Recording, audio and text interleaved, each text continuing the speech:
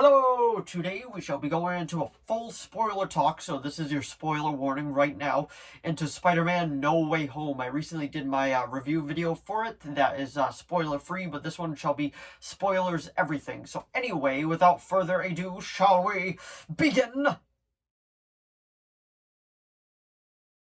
So Spider-Man No Way Home, directed by, I believe, John Watts. He's going to be taking over the Fantastic Four series now, but this is going to be a full-fledged spoiler review now.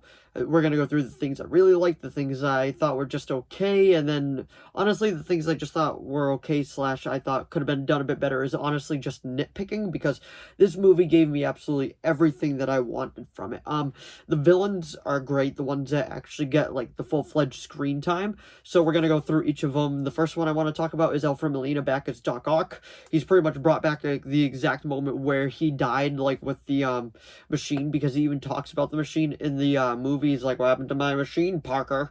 And then they end up, like, Peter ends up fixing the little chip in the back of his neck, and that ends up making him better again, which I actually did like, because it does have him turn good, which Doc Ock, I feel like he always gets redeemed, and I actually really did like that, so I was like, okay, that's good. I really, really enjoy that. Now, another thing I really, really enjoyed was Willem Dafoe as the Green Goblin. He came back, obviously, from the Sam Raimi verse, same as same as Doc Ock, and there's one part where he's in the cage because Doctor Strange threw him back in the cage, was him saying, he was like, you know, I'm something of a scientist myself, and that made the entire theater just, like, freak out, because it became a meme. It's such a iconic line, and it's so good. And Willem Dafoe is amazing in this role. He did all his own stunts. The guy's 66, well, probably most of his own, so, like, there's probably one or two he didn't do, but besides that, like, he did all of his own stunts, and my biggest shock out of this movie was actually not a cameo. It was actually the death of Aunt May. I did not think that was actually going to happen. Like, I didn't think of it at all. I thought maybe Happy was going to die, because of the way that they've kind of been building him up throughout these, like, this trilogy. But boy, was I surprised that they killed off Aunt May, and having the Green Goblin do it, I felt like was perfect. True, it is a tad bit different than the comics. Uncle Ben always dies, Aunt May stays old, but this one, the way that they decided to do it, I felt like was great. It was right after Peter thought he could actually help all of them. There was this one scene when Peter was, like, wailing on the Goblin, and the Goblin's just laughing at him, and like that. That is perfect. Willem Dafoe is amazing in this.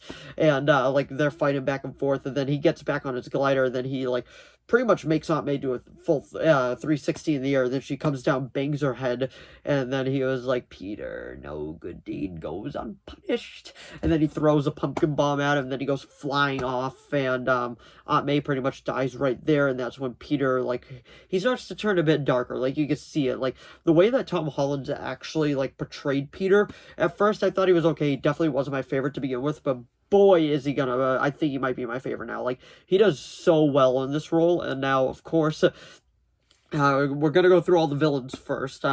Next villain I feel like had the best, like, screen time was, definitely Jamie Foxx as Electro. He got a major upgrade. He probably got the best upgrade out of all of them, because the rest of them were, like, fine from their universe, but this one, like, he's not blue anymore, and they actually done more with his character. He's pretty much like, nah, you're never gonna take this away from me. And that's pretty much about it. Like, it was almost the same as The Amazing Spider-Man, he just wasn't blue, which was very nice, because, like, he looked okay in that, but he was a lot better in this, and it was really, really cool to see him, like, back again. Now we can get into the villains that I feel like should have had more screen time, but obviously couldn't because of restraints. The movie was already 2.5 hours. The biggest thing was, I feel like Lizard was really wasted, while Sandman was wasted too. Like, I feel like they could have done more with them, but like I said before, like, I understand why they couldn't, because of restraints and all that, but it was still cool to see them, and we do see them in human form, which I wasn't really sure of that they were going to do. I thought maybe they just came back and did the voice, but nope. They did a full-on human form, which I was actually very, very surprised with and very pleased with. And that's pretty much, like, one of the nitpicks of the movie. Besides that, like, you can't really say anything bad about this. But the big, big thing, like, everybody's going to be talking about, which I really want to talk about as well, is Toby and Andrew. They both come back, and I heard a lot of people say, like, they thought it would have been more epic with the way they first got introduced, but I kind of liked it. Like, it was comical, it was just, like, they open up a portal, he's like, find me, Peter Parker, then, like, you see a Spider-Man look over, but it doesn't exactly look like Tom Holland's Spider-Man, and as he gets closer, you know that it's Andrew Garfield's. If you saw the two movies, you know what his suit looks like. So as he gets closer and closer, he's like, hey, wait a second, he's like, this isn't my world. Like, you guys don't have an Oscorp here at all. Like, well, I think it was actually Willem Dafoe that said that. But anyway, he tries again. He's like, show me Peter Parker. Then that's when Tobey Maguire comes in and everybody loses their shit in the theater. And it was so cool seeing Andrew Garfield and Tobey Maguire together. And then they end up helping Peter for the big final battle, which the final battle was absolutely awesome. Cool seeing Toby, Andrew, and Tom all together into one big fight scene. And I'm like, oh, this is really cool. And I really, really enjoyed it. And all three Spider-Men just like together, working together. Like, it was a live action Into the Spider-Verse, and I could not ask for a better, like, just a better finale. I felt like it was so well done, and I really, really enjoyed it. Like, I cannot get it across how much I actually really enjoyed that final, like, that big finale fight. And the final battle, which was between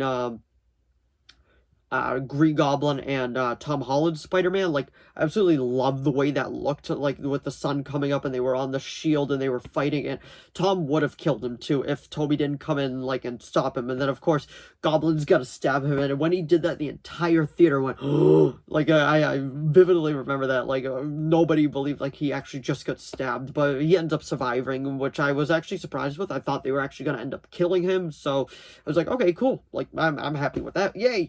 Like, I don't want him to die, considering the more stuff that they could do with the characters now. So, I mean, I hope that one of the rumors that have been spreading around are true, but who knows.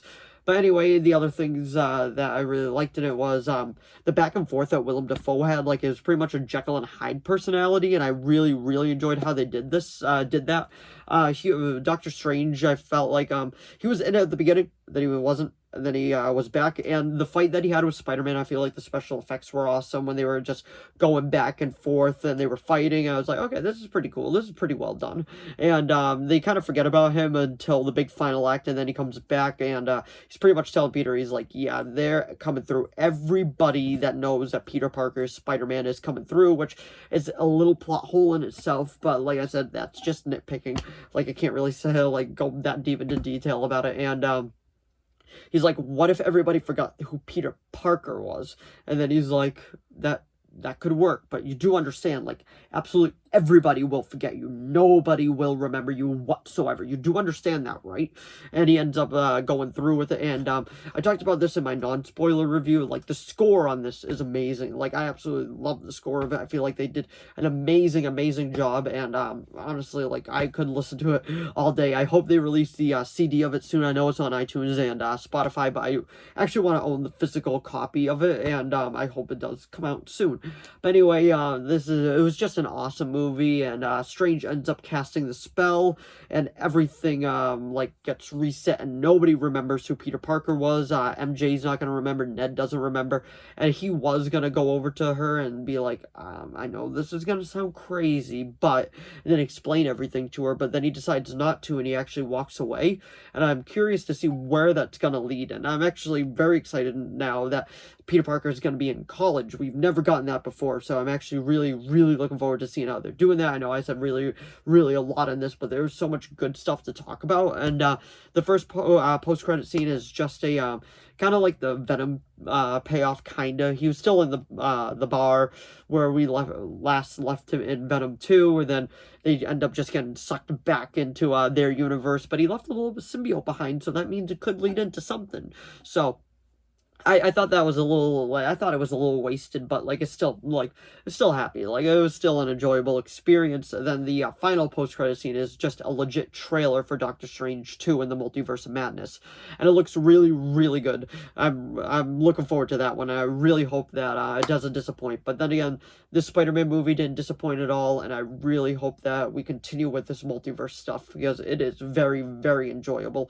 But anyway, that is my complete spoiler-filled review of Spider-Man No Way Home, directed by John Watts. So if you enjoyed this video, please give it a like and a subscribe so I know to keep making more of these. If you have any video requests, please leave them down in the comments below. I'll do my best to reply. If you saw Spider-Man No Way Home, let me know what you think of it down in the comments below. Is it your new favorite Spider-Man movie? Was it as good as you expected? Were you let down? Let me know. And my next video, sooner or later, like it will be within the week, will be a all the Spider-Man movies ranked. But anyway, thanks for watching as always, and I'll see all of you in the next video. Bye!